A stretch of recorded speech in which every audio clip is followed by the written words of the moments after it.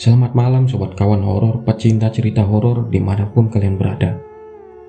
Malam ini, Maman akan menceritakan sebuah kisah yang ditulis oleh akun Kaskus Heri Wijaya. Berjudul asli, Misteri Desa Kaki Gunung. Baiklah, tanpa berlama-lama lagi, langsung saja kita masuk ke ceritanya. Dan jangan pernah dengarkan cerita ini sendirian, karena terkadang mereka tidak hanya hadir di dalam cerita. Ada satu kisah mengenai sebuah desa di pedalaman Jawa Tengah. Desa Gunung Wetan namanya. Desa ini sangat terpencil. Penduduknya pun hanya terdiri dari beberapa puluh kakak. Dan penduduk di sini rata-rata orang tua. Para anak muda sudah pergi merantau ke kota. Ada yang unik dari desa ini, yaitu posisi rumahnya. Semua rumah di desa ini dibangun dengan posisi sejajar di pinggir jalan. Jadi, bisa dibayangkan, ada satu jalan besar di desa dan semua rumah dibangun di pinggir jalan itu. Jadi, bentuk desa ini memanjang terus sampai ujung jalan. Mirip rumah di film-film western atau koboi Amerika. Pantang bagi penduduk desa untuk membangun di belakang rumah-rumah lainnya. Hal itu didasari oleh kepercayaan penduduk setempat yang akan segera kita bahas. Desa ini sendiri dikelilingi oleh pepohonan yang rindang. Hanya ada satu jalan yang hanya muat satu mobil. Jadi bisa dibilang, kalau tak ada jalan itu, maka desa ini terisolasi di tengah hutan. Hanya jalan itu satu-satunya akses keluar masuk. Di sebelah barat terdiri gunung yang cukup terkenal di Indonesia. Tak perlu disebut nama gunungnya. Penduduk di sini rata-rata tak memiliki pekerjaan. Mereka hidup dari uang kiriman anak-anak mereka di kota. Jadi bisa dibilang, desa ini jadi tempat peristirahatan bagi para orang-orang tua yang sudah lanjut usia. Karena suasananya sendiri tenang dan sepi. Dan di desa ini juga mengalir sebuah anak sungai Bengawan Solo. Di sana terkadang jadi tempat hiburan para warga untuk memancing. Dan yang paling parah adalah tak ada listrik di sini. Alkisah ada dua orang kota yang berkunjung ke desa ini. Mereka adalah Joko dan Nanda, berusia 34 dan 27 tahun. Kedua lelaki ini adalah seorang perwakilan dari sebuah perusahaan yang akan membangun semacam tambang batu dan pasir di sekitaran pedesaan ini. Sebenarnya tambang tersebut sudah hampir selesai dibangun.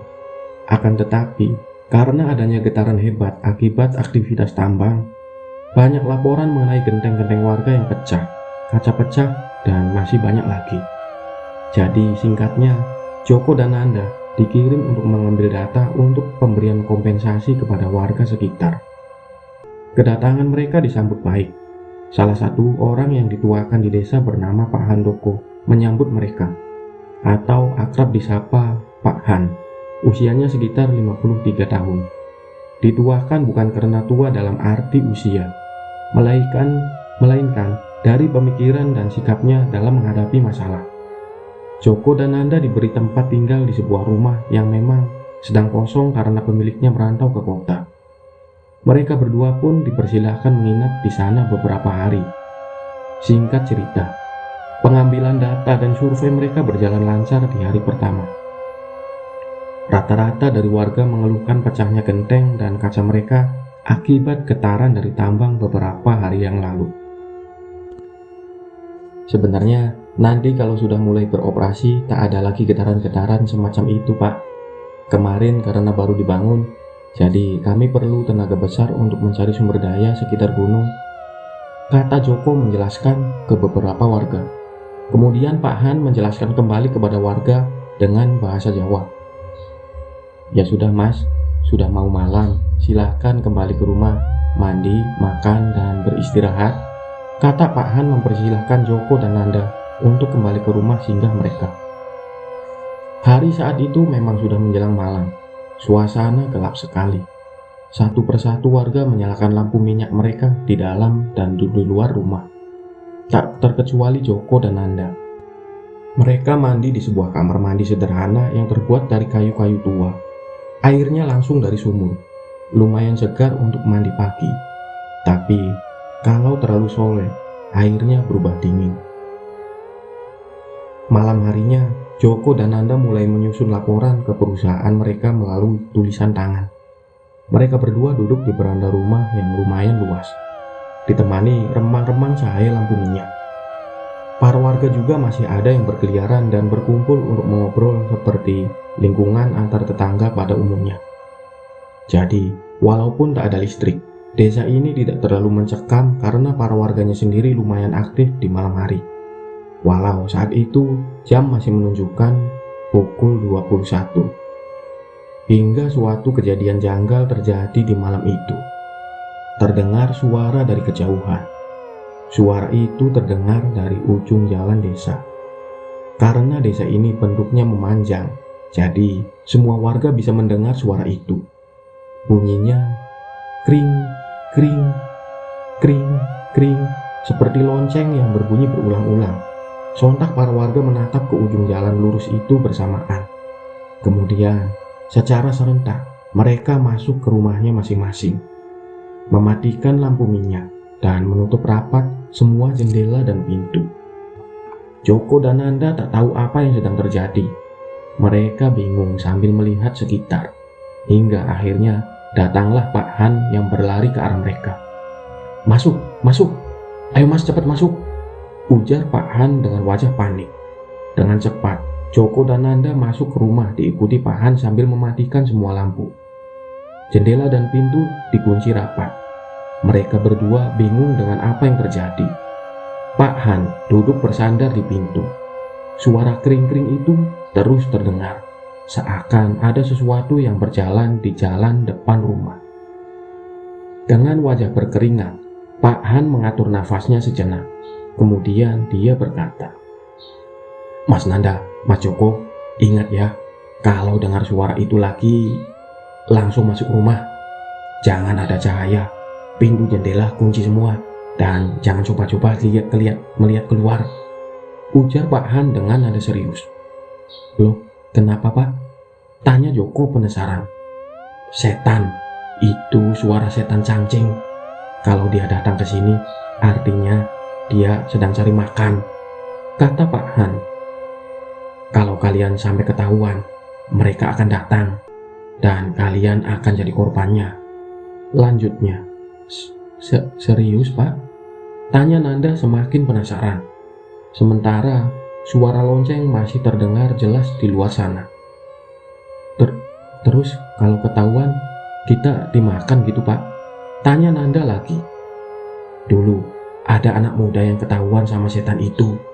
Mereka ditemukan tak berdaya pagi harinya. Tak ada yang tahu pemuda-pemuda itu masih bernafas, tapi dia membisu, tidak bergerak, tidak berbicara, seperti patung, tapi tidak kaku. Badannya lemas, jadi tidak jelas antara hidup dan mati.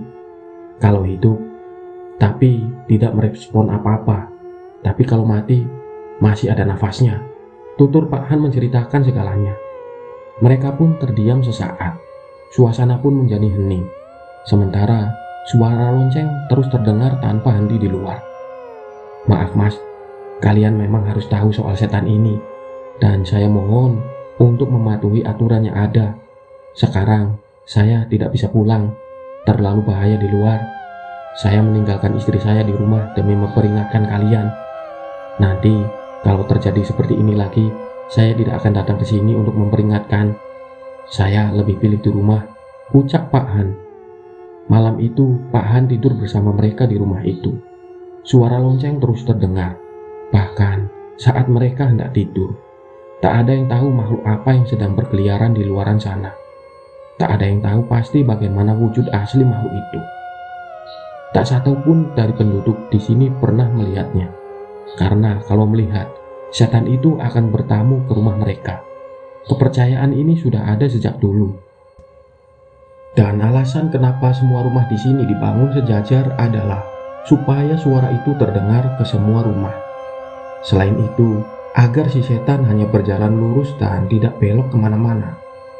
Disebut setan cingcing karena setan itu berbunyi kring-kring. Akan tetapi, warga desa mendengarnya berbeda. Mereka menyebutnya Cing-Cing dan demikianlah setan itu mendapatkan namanya. Keesokan paginya, Joko dan Nanda sepakat untuk tidak membicarakan apa yang terjadi semalam. Mereka mengerjakan tugas seperti biasa, melakukan survei ke setiap rumah. Satu rumah bisa memakan waktu 1 jam. Hari ini menjadi hari terakhir mereka bertugas. Kalau lancar, mereka akan pulang besok paginya. Selama melakukan tugasnya dan bercengkrama dengan warga desa, tak satupun warga desa yang mengungkit kejadian semalam. Mereka bertingkah seakan tidak terjadi apa-apa semalam. Semua tampak biasa. Dan Joko dan Nanda juga enggan bertanya apa-apa. Biarlah nanti mereka bertanya kepada Pak Han kalau ada apa-apa. Waktu berlalu begitu cepat. Pekerjaan selesai. Malam pun perlahan tiba. Sebenarnya Joko sudah menghubungi perusahaan agar dijemput sebelum malam. Akan tetapi, pihak perusahaan hanya akan menjemput mereka esok pagi. Jadi, mau tak mau, mereka harus menginap 1 malam lagi. Mereka hanya berdiam diri di dalam rumah saat itu, mengingat kejadian kemarin malam. Padahal, para warga lain tampak biasa di luaran sana, berkumpul dan mengobrol seperti biasa. Mas Joko, kira-kira gimana bentuk setannya ya? Tanya Nanda sambil merebahkan badannya di sebuah tikar yang mereka gelar di lantai. Mana aku tahu, jawab Joko. Aku penasaran loh mas, nanti coba aku cari akal supaya bisa lihat, kata Nanda dengan wajah penasaran. Joko pun menoleh ke arah Nanda dengan wajah malas. Ya kalau bisa jangan sampai datang lagi. Awas kamu kalau macam-macam ya. Turuti saja apa kata Pak Han. Ini malam terakhir kita, cari aman sajalah, ucap Joko menasihati. Tak lama terdengar suara seseorang dari luar. Orang itu seperti ketakutan, berjalan ke sana kemari sambil berteriak. Cing-cing, cing-cing, cing-cing. Suara itu mengundang Joko untuk keluar dari rumah. Saat sampai di luar, Joko melihat para warga secara serentak masuk ke rumah masing-masing dan menutup pintu rumah rapat-rapat. Suasana mendadak gelap gulita saat lampu-lampu dimatikan. Suara itu terdengar lagi. Kring, kring, kring, kring. Joko pun segera mengikuti apa yang dilakukan warga lainnya. Pintu ia tutup rapat, lampu minyak ia matikan. Kegelapan total melanda di seluruh desa. Joko dan Nanda berbaring sambil membaca doa. Suara lonceng itu terus terdengar jelas di luar sana. Nanda yang sudah sangat penasaran, memikirkan berbagai cara untuk melihat sosok setan itu. Ia takut tapi juga penasaran. Maka ia pun diam-diam berjalan ke arah jendela. Saat itu Joko sedang berdoa dengan mata terbejam, sehingga tak menyadari perbuatan Nanda. Dengan santainya, Nanda mengeluarkan ponselnya. Ia mengarahkan kamera ponselnya keluar jendela yang ada di balik gorden. Ia sengaja merekam ke arah keluar jendela. Beberapa detik berhasil ia tangkap melalui kamera ponsel. Suara lonceng masih terdengar di luar sana. Nanda kemudian melihat hasilnya. Dari video yang ditangkap Nanda, terlihat ada bentuk manusia yang sedang berjalan di tengah jalan desa yang sepi. Seorang laki-laki dengan baju khas keraton Jawa berjalan lambat di tengah kegelapan. Di kakinya terikat 2 pasang lonceng yang setiap berjalan akan menghasilkan suara. Akan tetapi, Nanda tidak tahu persis bagaimana wajahnya. Nanda hanya diam dan kemudian menghapus video itu karena ketakutan. Ia juga tak bicara apa-apa kepada Joko. Hingga tak lama berselang, suara lonceng itu berhenti.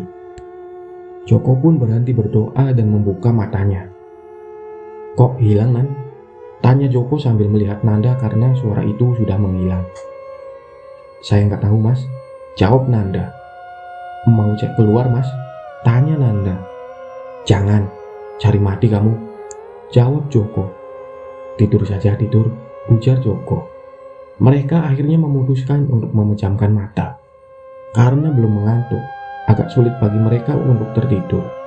Beberapa menit kemudian, muncul suara dari luar rumah mereka. Mas, Mas Joko, Mas Nanda, terdengar suara Pak Han memanggil dari luar. Loh, Pak Han, Mas, kata Nanda yang kembali membuka mata. Kemudian Joko pun duduk. Ayo keluar dulu, kata Joko yang lantas berdiri dan berjalan ke arah pintu. Nanda mengikuti Joko dari belakang. Anehnya, saat pintu dibuka, tak ada siapa-siapa di sana. Tak ada Pak Han di depan rumah mereka. Joko pun berjalan maju beberapa meter sambil melihat sekitar yang gelap dan sepi. Pak Han, panggil Joko. Akan tetapi, tak satu pun orang menyahut. Nanda kemudian berdiri di samping Joko sambil ikut melihat sekitar. Tak ada orang loh Mas, sepi begini, kata Nanda. Masuk saja Mas, kata Nanda. Belum sempat masuk ke dalam rumah, suara lonceng itu terdengar lagi. Kring, kali ini hanya satu kali. Dan sumber suara itu dari arah belakang mereka. Tercium juga bau-bau anyir sekitar mereka. Sontak, mereka berdua kaget. Wajahnya seketika pucat dan seluruh badannya gemetar. Tak ada yang berani bicara saat itu. Mereka pun menelan ludah saking takutnya. Sambil mengucapkan doa-doa, mereka menoleh ke belakang. Dan saat menoleh ke belakang, mereka berhadapan dengan seorang laki-laki berpakaian khas keraton Jawa, lengkap dengan belangkon. Wajah laki-laki itu berbentuk manusia pada umumnya. Hanya saja, hidungnya mirip hidung babi, dan mulutnya lebar dengan sebuah lidah panjang yang menjulur ke bawah hingga ke leher. Dua pasang matanya berwarna merah menatap tajam. Kemudian, sosok laki-laki itu menyeringai ke arah Joko dan Nanda. Cak bagus, konangan, ucap sosok itu membuat mereka berdua terpaku dan tidak bisa bergerak. Keesokan harinya, Pak Han menemukan rumah singgah Joko dan Nanda kosong melompong. Sementara barang-barang mereka masih ada di sana. Semua warga pun dengan cepat mengetahui hal ini. Tak lama, sopir yang menjemput mereka datang, dan ia dijelaskan mengenai hilangnya Joko dan Nanda. Setelah dilakukan pencarian yang melibatkan beberapa warga desa, Joko dan Nanda ditemukan tergeletak di tengah hutan. Mata mereka melotot menatap lurus ke depan. Ketika ditanya, mereka tak menjawab apa-apa. Tubuh mereka juga tidak bisa bergerak, lemas seperti mayat.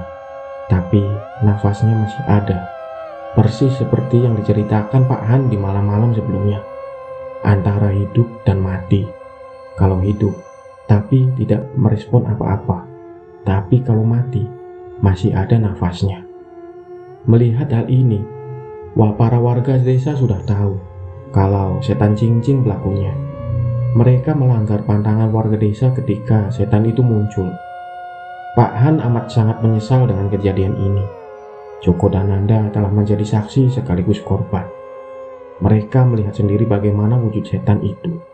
Akan tetapi, mereka tak bisa bercerita karena kondisi mereka sekarang ini. Mereka berdua pun akan menjalani sisa hidup mereka dengan kondisi seperti itu. Kejadian seperti ini tidak pernah terjadi selama 15 tahun lalu, dan sungguh miris karena harus terjadi lagi di desa ini.